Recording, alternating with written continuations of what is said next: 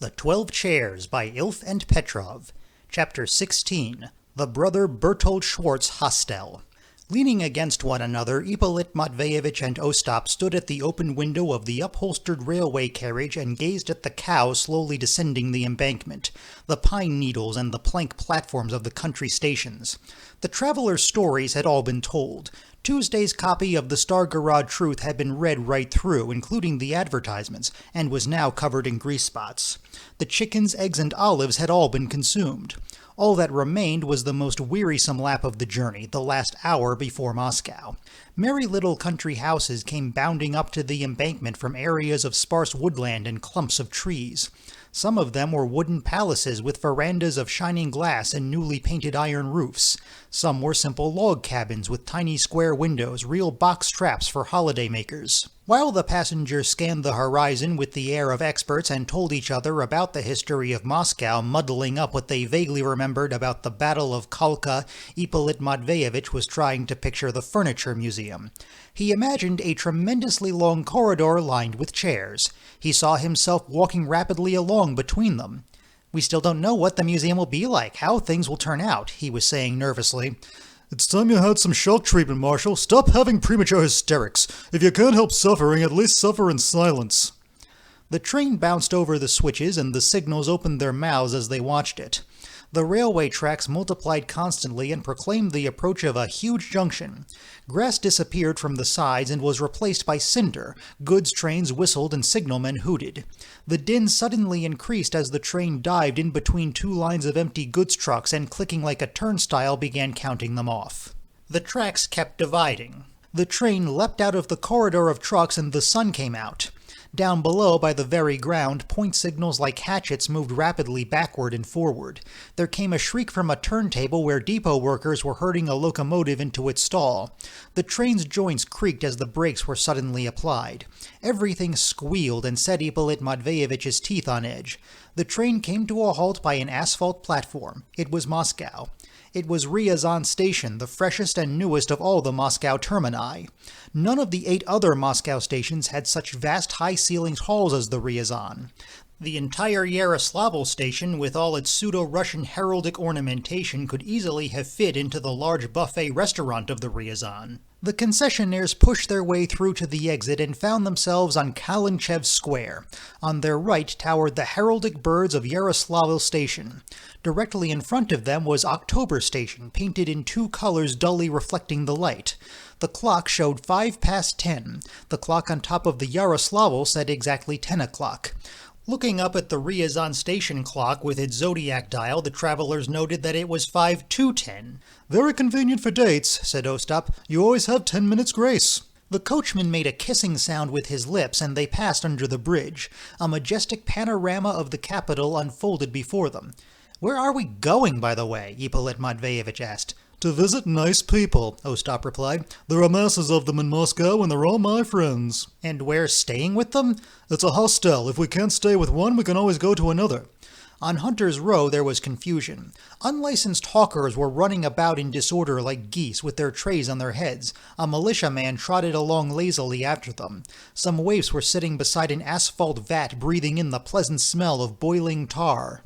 They came out on Arbat Square, passed along Prechistenka Boulevard, and turning right, stopped in a small street called Sivtsev Vrajek. "What building is that?" Ippolit Matveyevich asked.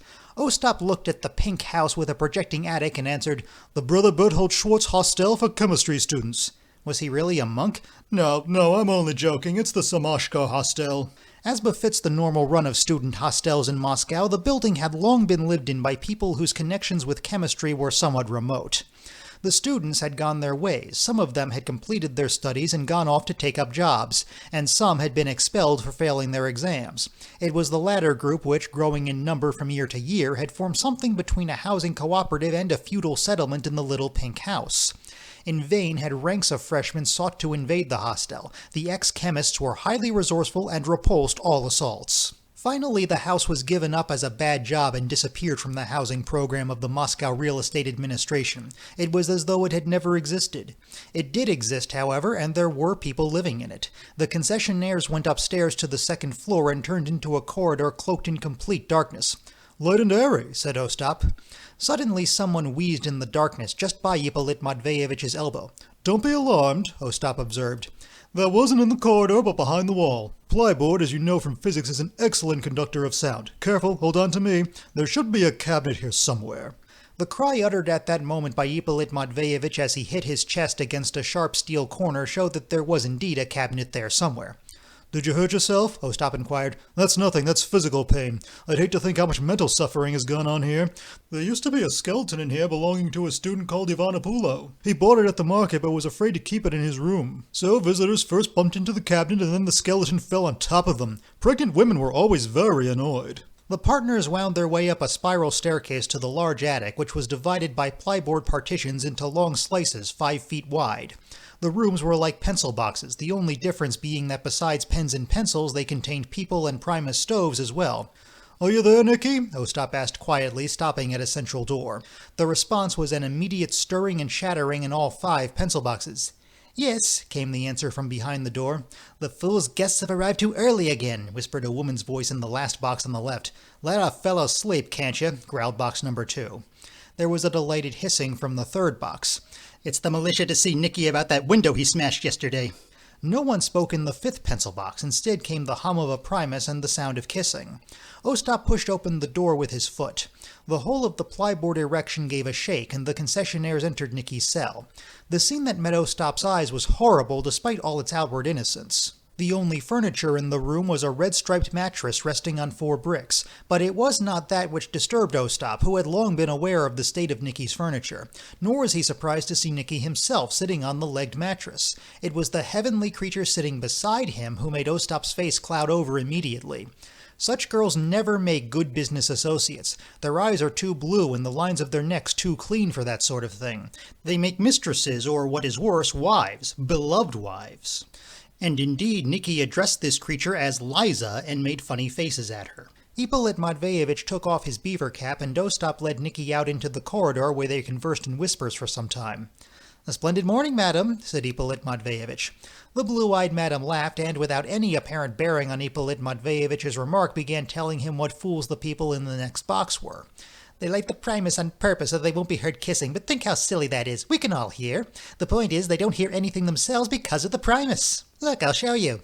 And Nicky's wife, who had mastered all the secrets of the Primus stove, said loudly, "These Varias are fools."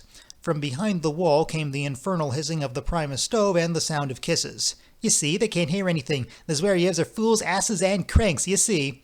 "Yes," said Ippolit Matveyevich. "We don't have a Primus, though. Why? Because we eat at the vegetarian canteen, although I'm against the vegetarian diet. But when Nicky and I were married, he was longing for us to eat together in the vegetarian canteen, so that's why we go there. I'm actually very fond of meat, but all you get there is rissoles made of noodles, only please don't say anything to Nicky." At this point, Nicky and Ostap returned. "Well then, since we definitely can't stay with you, we'll go and see Panteley." "That's right, fellows," cried Nicky. "Go and see Ivanopulo. He's a good sport." "Come and visit us," said Nicky's wife. "My husband and I will always be glad to see you." "There they go inviting people again," said an indignant voice in the last pencil box, as though they didn't have enough visitors.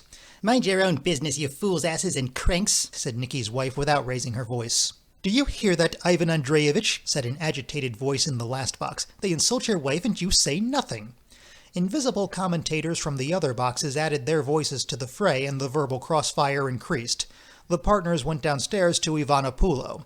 The student was not at home. Ippolit Matveyevich lit a match and saw that a note was pinned to the door. It read, "Will not be back before 9, Panteley." "That's no harm," said Ostap. "I know where the key is." He groped underneath the cabinet, produced a key, and unlocked the door. Ivanopulo's room was exactly of the same size as Nicky's, but being a corner room, had one wall made of brick. The student was very proud of it. Ippolit Matveyevich noted with dismay that he did not even have a mattress. "This'll do nicely," said Ostap. "Quite a decent size for Moscow. If we all 3 lie on the floor, there'll even be some room to spare. I wonder what that son of a bitch Panteley did with the mattress." The window looked out onto a narrow street. A militiaman was walking up and down outside the little house opposite, built in the style of a Gothic tower which housed the embassy of a minor power. Behind the iron gates, some people could be seen playing tennis. The white ball flew backward and forward, accompanied by short exclamations. "Out," said Ostap, "and the standard of play is not good. However, let's have a rest." The concessionaire spread newspapers on the floor, and Ippolit Matveyevich brought out the cushion which he carried with him. Ostap dropped down onto the papers and dozed off. Vorobianinov was already asleep.